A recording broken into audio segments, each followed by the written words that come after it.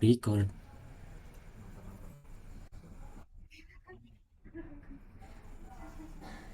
Ya. Oke, selamat malam. Kami dari kelompok 7 dengan saya Arif Rahmat Sutanto dan teman saya Yoga Aryansyah Tarigan. Saya Yoga Raja. Ya, akan tetapi dua anggota kami yang lain berhalangan untuk hadir atau join dalam Zoom kali ini. Kami akan mempresentasikan hasil pengerjaan kami dalam proyek akuntansi biaya dengan wawancara kami adalah penjual Cilor Maklor yang lokasinya berada di depan SMK Telkom Purwokerto. Produk yang dijual terdapat dua. Yang pertama adalah aci telur dengan harga jual per unitnya adalah 5.000. Kemudian makaroni telur dengan harga yang sama yaitu 5.000 per unit. Oke, kemudian pada proses produksi, pada operation process chart adalah dengan membuat adonan aci, kemudian direbus dan dipotong membentuk dadu kecil. Setelah itu digoreng di atas minyak panas dan diberi kocokan telur. Proses produksi dimulai dengan pengolahan bahan baku utama berupa adonan aci yang direbus hingga matang, lalu didinginkan sebelum dipotong menjadi bentuk dadu kecil untuk menjaga keseragaman ukuran. Selanjutnya, potongan aci dan makaroni dimasukkan ke dalam cetakan penggorengan dan disatukan menggunakan kocokan telur sebagai pengikat. Setelah mencapai tingkat kematangan yang diinginkan, produk diberi tambahan bumbu penyedap atau saus sesuai dengan selera pelanggan dan dikemas menggunakan media plastik agar kualitas serta suhu makanan tetap terjaga hingga dikonsumsi. Oke, selanjutnya adalah identifikasi fasilitas produksi yang diperlukan. Yang pertama adalah gerobak dengan jumlah 1 unit yang harganya adalah 1 juta. Dengan masa umur ekonomis 2 tahun, maka biaya depresiasinya adalah 41.700 per bulannya. Yang kedua ada kompor gas dengan harga 200.000 dan umur ekonomisnya 3 tahun, maka harga per bulannya adalah 5.600. Selanjutnya ada payung yang harga biaya depresiasinya per bulan adalah 8.400. Ada lagi pen yang harga belinya adalah 50.000, umur ekonomisnya 1 tahun, dan biaya depresiasinya adalah 4.200. Dan yang terakhir adalah tabung gas dengan harga satuan 120.000 dengan umur ekonomis 5 tahun, maka biaya depresiasi per bulannya adalah 20.000. Oke, selanjutnya akan dibacakan atau dijelaskan oleh teman saya, Mas Yoga.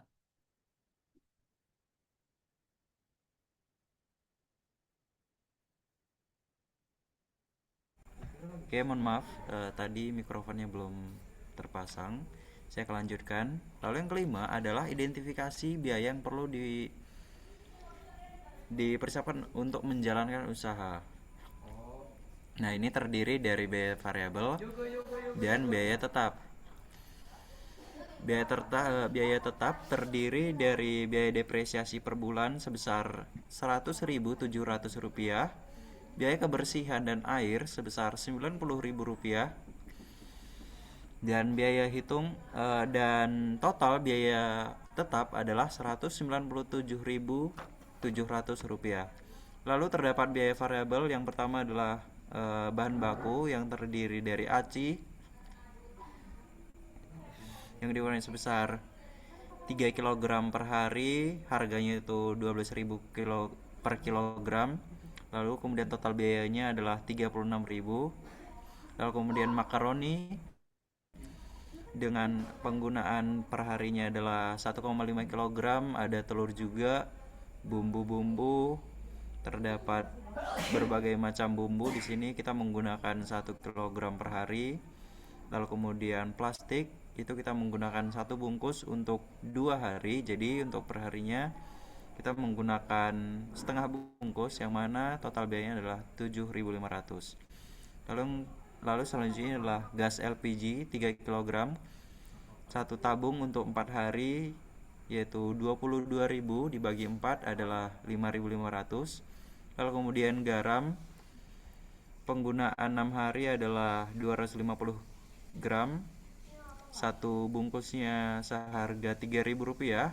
Lalu kemudian dibagi 6 sebesar Rp500 per hari. Lalu ada minyak 1,5 liter per hari. Itu 1 liternya seharga 18.000 per liter. Nah, di sini mungkin terdapat kesalahan. Jadi di sini sebenarnya penggunaannya itu adalah 1 liter per hari. Jadi kita menggunakan 1 liter seharga 18.000 per hari. Lalu kemudian terdapat bensin untuk transportasi penjualnya yaitu 1 liter per hari. 1 liternya seharga 12.000. Jadi total biaya variabel untuk bahan baku adalah 158.500. Lalu yang kedua terdapat biaya variabel, mohon maaf, terdapat biaya variabel 158.500. Nah, ini kalau kita rata-ratakan per unit dengan asumsi 50 porsi yaitu sebesar 3.170 per unit. Nah, lalu kemudian adalah kita diminta untuk melakukan analisis BEP. Kita ingin mengetahui pada titik apa atau pada penjualan berapa si penjual makaroni telur tadi akan mencapai titik BP, yang mana dia total biaya tetapnya akan tertutup pada titik tersebut. Formula dasarnya yaitu 5000x sama dengan 5000x adalah total penjualannya. Lalu kemudian 197.900 itu adalah total biaya tetap tadi. 3.170 adalah biaya variabelnya. Lalu setelah dioperasikan melalui rumus tersebut diperoleh hasil BEP adalah 105 unit. Lalu kemudian BEP sales revenue adalah 5.000 dikali 105 unit. 5.000 adalah penjualannya, maksudnya itu maklor itu dijual seharga 5.000 dikali dengan 105 unit sama dengan Rp525.000. Jadi penjual makaroni telur tersebut akan mencapai titik BEP pada penjualan 105 unit atau BEP sales revenue Rp525.000. Lalu kemudian kita akan menentukan target keuntungan. Di sini kita mengasumsikan target keuntungan adalah 2 juta rupiah, yang mana ini lebih besar daripada target keuntungan saat ini. Formulanya adalah profit atau target keuntungan sama dengan volume penjualan dikali harga jual dikurangi variabel tetap dikurangi biaya tetap. Lalu setelah kita mengetahui formula tersebut, kita memasukkan data-data yang telah terkumpul sebelumnya. 5.000x dikurang 197.700 dikurang 3.170x. Lalu ini kita melakukan operasi biasanya pindah ruas. Kita akan memperoleh x sama dengan 1.198 unit. Jadi ketika dia menjual sebesar atau sebanyak 1.198 unit, target keuntungan sebesar 2 juta akan diperoleh. Lalu berapa volume penjualan yang harus dicapai untuk meraih keuntungan yang ditargetkan? Jadi seperti yang saya jelaskan sebelumnya, kita mencapai target keuntungan sebesar 2 juta rupiah pada 1.198 unit per bulan. Nah, jika kita hitung per hari, asumsinya 22 hari kerja, maka targetnya adalah 55 porsi per harinya.